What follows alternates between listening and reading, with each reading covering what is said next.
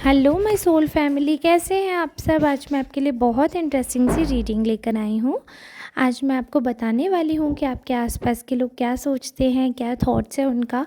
काफ़ी इंटरेस्टिंग सी आज की रीडिंग होने वाली है। मैं आशा करती हूँ कि आपसे पूरी रेजोनेट होगी, बट किससे कितनी रेजोनेट हो रही है वो आपका काम होता है बताना। तो प्लीज़ आप लोग रीडिंग को सुनिएगा पूरा और फिर बताइएगा कि किससे कितना रेजोनेट हुआ है। ये जनरल रीडिंग है, इसलिए जिससे जितना रेजोनेट हो रहा है, जो कार्ड रेजोनेट हो रहा है वो आप अपने लिए लीजिएगा, बाकी स्किप कर दीजिएगा क्योंकि अदर सोल के लिए हो सकता है। ये जेंडर वाइज रीडिंग नहीं है, टाइमलेस रीडिंग है, इसलिए आप जब भी देख रहे हैं तो ये याद रखिएगा, किसी भी जेंडर के हों आपके लिए चलेगा ये रीडिंग, क्योंकि ये मेल फीमेल ट्रांस सबको ध्यान में रखते हुए मैंने कार्ड्स पिक किए हैं।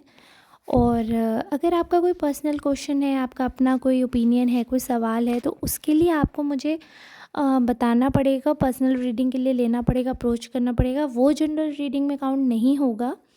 तो पर्सनल रीडिंग के लिए ये वाला नंबर है, इस पर आप मैसेज ड्रॉप कर सकते हो, व्हाट्सएप कर सकते हो, कॉल कर सकते हो, बट ये इट्स अ अपॉइंटमेंट नंबर। इस नंबर पे डायरेक्टली आपका मुझसे कन्वर्सेशन नहीं होगा या मुझसे बात नहीं होगी, ये चीज़ आप ध्यान रखिएगा, ठीक है।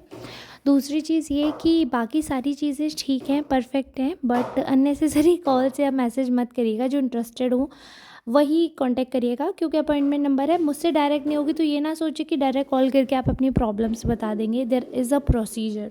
आई hope you all will understand this. और चलिए अब रीडिंग की तरफ बढ़ते हैं। जो लोग सुपर थैंक्स बाय करना चाहते हैं to show some gratitude they can, कोई मैंडेटरी नहीं है, but it would be great if you can. तो दूसरी चीज़ है, वीडियो को लाइक करना है, कमेंट बराबर करना है और सब्सक्राइब कर लेना है वीडियो चैनल को, ठीक है।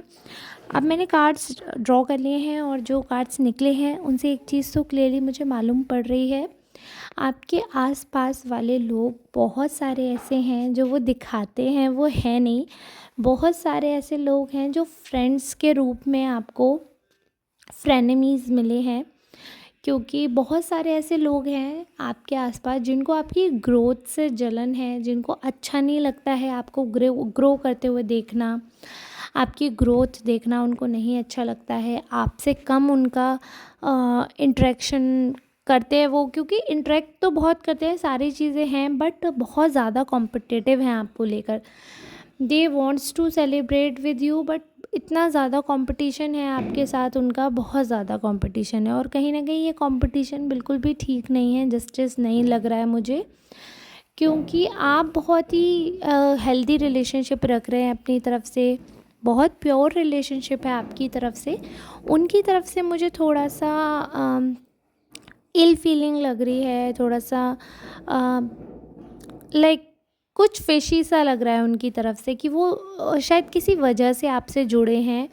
और कहीं ना कहीं लर्निंग दिख रही है मुझे कि आपसे कुछ चीज़ लर्न कर रहे हैं, वो कुछ आपसे सीख रहे हैं, वो आपके साथ रहकर ही।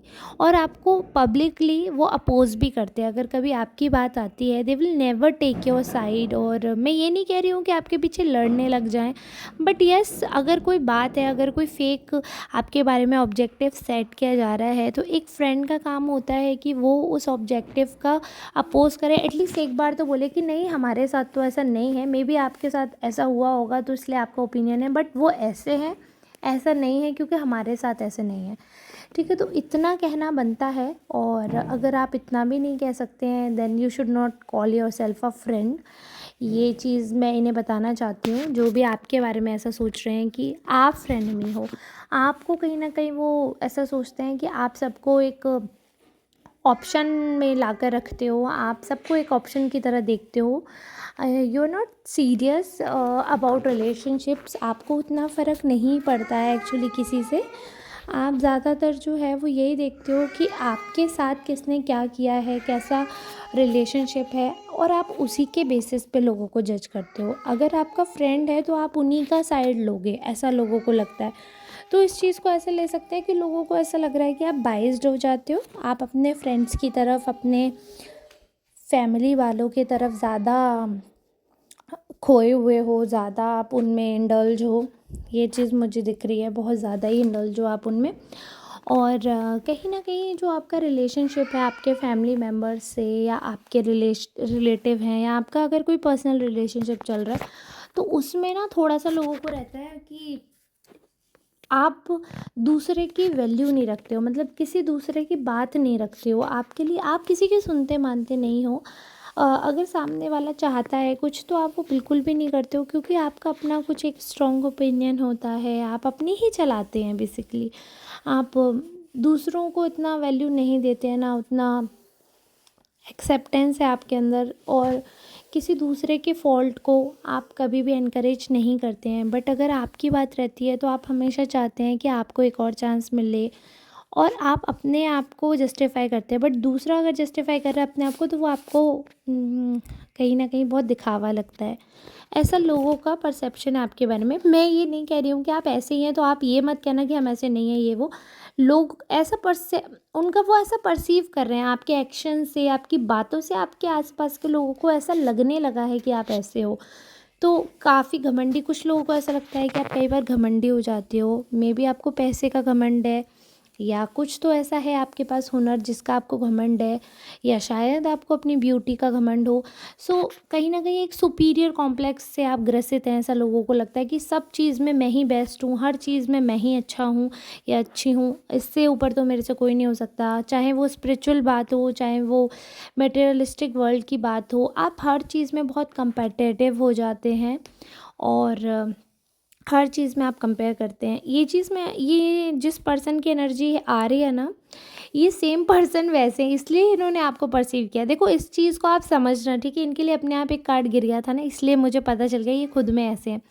देखो एक बात याद रखना, अगर कोई चोर होगा ना तो वो सबको चोर ही समझेगा, और वो अपनी चीज़ें इतने तालों में रखेगा, इतना छुपा छुपा कर रखेगा, बिकॉज वो चोर है। तो इसलिए पता है कि चोर, सब चोर हो सकते हैं, तो जो जैसा होता है, बेसिक मूल मंत्र ये है, जो जैसा होता है वो सामने वाले को बिल्कुल हूबहू समझता है।